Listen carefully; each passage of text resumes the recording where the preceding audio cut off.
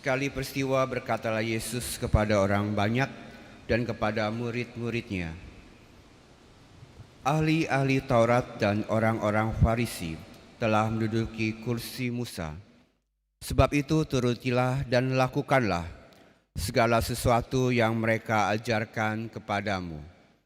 Tetapi janganlah kamu turuti perbuatan-perbuatan mereka, karena mereka mengajarkannya tetapi tidak melakukannya. Mereka mengikat beban-beban berat lalu meletakkannya di atas bahu orang, tetapi mereka sendiri tidak mau menyentuhnya. Semua pekerjaan yang mereka lakukan hanya dimaksud untuk dilihat orang. Mereka memakai tali sembayang yang besar dan jubah yang panjang.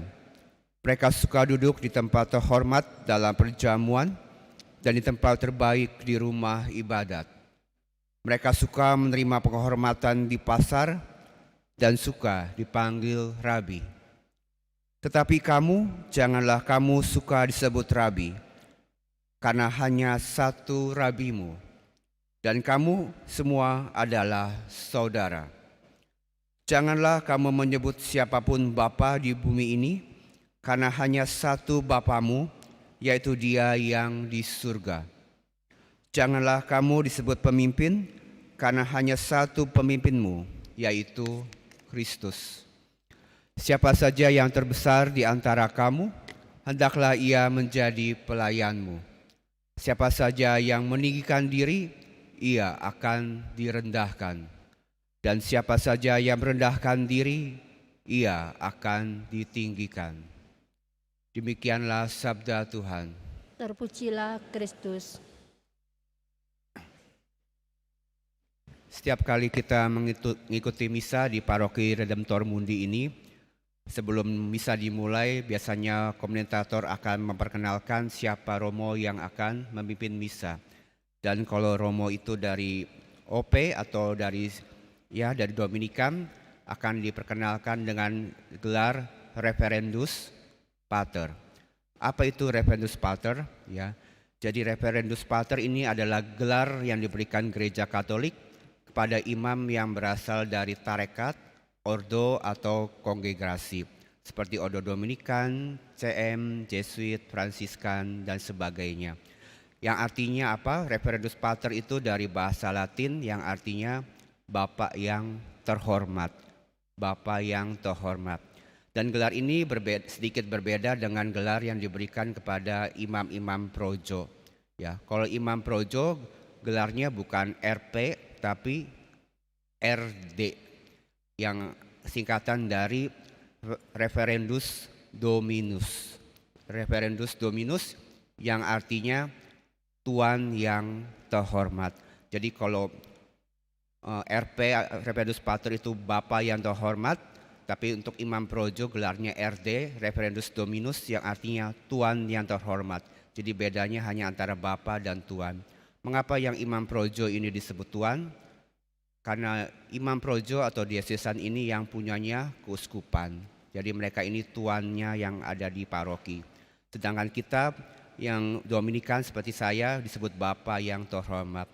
Tentu ini bukan sembarang title karena ini tidak mudah menjadi seorang bapak apalagi tadi di dalam bacaan Injil dikatakan, janganlah kamu menyebut siapapun bapa di bumi ini, karena hanya satu Bapamu, yaitu Dia yang di surga. Bagaimana ini? Kata Yesus jangan menyebut orang bapa, tapi kita memanggil imam, romo, father, pastor, yang artinya bapa. Artinya di sini ialah kalau kita ingin disebut sebagai Bapa, yang terpenting adalah bagaimana kita ini harus bersikap, berkata, dan bertingkah laku seperti Bapa kita yang di surga. Kita memiliki gelar Bapa, berarti kita juga harus mencontoh Bapa kita yang di surga, supaya kita ini pun layak disebut sebagai Bapa yang terhormat. Tentu ini bukan hal yang mudah, terutama bagi saya setelah 4 bulan jadi romo, tentu bukan hal yang mudah. Berbicara di depan sudah susah, apalagi harus melakukannya. Jadi Berbicara sudah susah, apalagi harus melakukan apa yang saya wartakan di mimbar. Jadi ini sebuah tantangan bagi kita, terutama bagi saya. Apalagi tadi di bacaan pertama dari Nabi Malaiki, itu merupakan sebuah peringatan juga kepada kita, terutama para imam, supaya jangan sampai kita ini menjadi kutuk ya. Jangan sampai berkat yang diberikan imam ini menjadi kutuk bagi orang lain, karena imam itu sendiri tidak hidup dalam kekudusan. Jadi mohon doanya Bapak Ibu ya, untuk saya dan untuk para imam yang berkarya di Paroki Redemptor Mundi. Jadi apa undangannya Bapak Ibu bagi kita semua? Saya yakin bahwa kita semua di sini dilahirkan atau diberi misi untuk menjadi para pemimpin.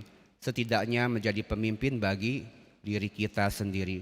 Bagaimana kita ini bisa mengendalikan emosi, mengendalikan ego kita, mengendalikan mulut kita, memimpin langkah kita ke jalan yang benar. Jadi kita semua memiliki misi untuk menjadi seorang pemimpin setidaknya bagi diri kita sendiri. Dan syukur padalah karena kita punya contoh Tuhan Yesus ya, yang menjadi sang pemimpin kita, di mana tadi dikatakan bahwa karena ada satu pemimpinmu yaitu Kristus, jadi kita pun bisa menjadi pemimpin yang baik apabila kita ini mau menjadi seperti Kristus. Jadi di dalam kehidupan nyata ini saya ada dua contoh figur pemimpin yang sangat karismatik dan sangat inspirasi buat saya, yaitu Mahatma Gandhi dan Nelson Mandela. Nelson Mandela ini adalah seorang presiden dari Afrika Selatan. Walaupun dia pernah dipenjara selama 27 tahun karena ketidakadilan, tapi ketika ia dibebaskan dan akhirnya menjadi presiden, dia tidak membalas dendam kepada mereka yang sudah mempenjarakan dia. Bahkan dia mengampuni mereka dan merangkul mereka untuk kembali bersama-sama membangun Afrika. Nelson Mandela ini mengampuni semua orang dan menunjukkan jalan damai. Demikian juga Mahatma Gandhi, dia seorang pemimpin dari India. Dia menunjukkan bagaimana melawan kekerasan, melawan perang bukan dengan senjata, tetapi dengan jalan damai, jalan keadilan, dan jalan cinta kasih. Itulah sebabnya Mahatma Gandhi pernah bilang, saya suka kepada Yesus Kristus, tapi saya benci terhadap para Kristian, para pengikut Kristus, orang-orang Kristiani. Jadi Mahatma Gandhi bilang, saya mengagumi Kristus, tapi saya tidak suka orang-orang Kristiani. Mengapa? Karena orang Kristiani tidak seperti Kristus.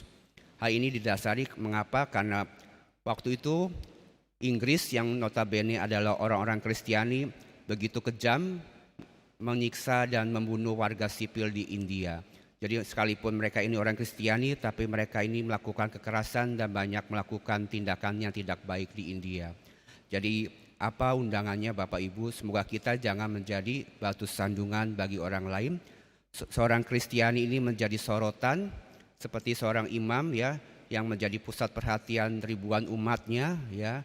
Demikian juga umat Kristiani, apalagi di Indonesia yang kita sebagai kaum minoritas pasti akan sering dilihat menjadi pusat perhatian.